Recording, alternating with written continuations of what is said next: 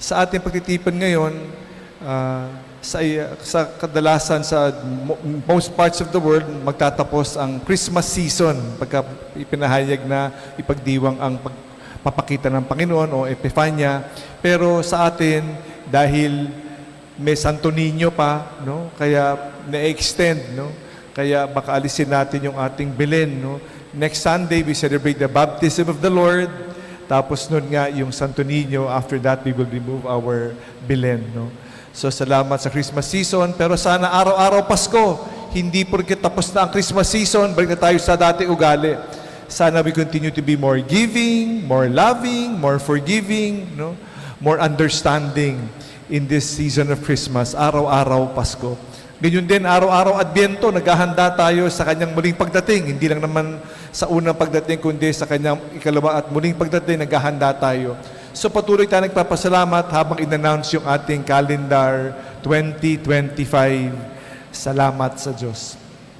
Ngayon, ang dakilang kapistahan na to na tinatawag natin kadalasan, no, tinatawag natin Three Kings. Pero hindi naman talaga silang hari, no?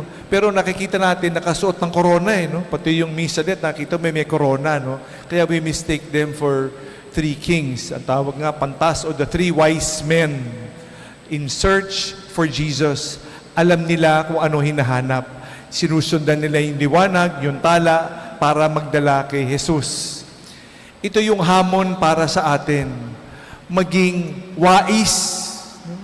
Maging wais tayo sa paghahanap ng liwanag at huwag tayo malinlang ng mga kumitap. Lagi ako nabubulol, no? kumi. Ayun. Tama! Galing niya talaga. So, huwag tayo malinlang, no? Huwag tayo malinlang sa iyan, ano?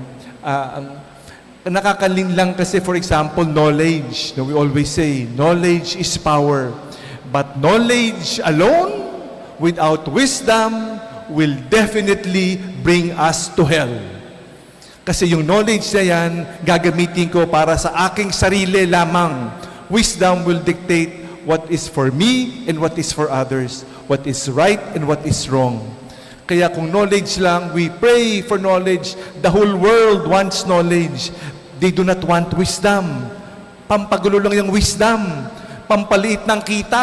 Hindi, delete ang kita natin, paggamitan natin ng wisdom.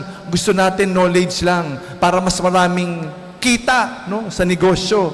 That is why it is very, very dangerous if we only use knowledge. The wise men knew what they were looking for. Alam nila kung ano hinahanap. Hindi sila nalinlang. Sana tayo rin, no, huwag malinlang sa mga liwanag.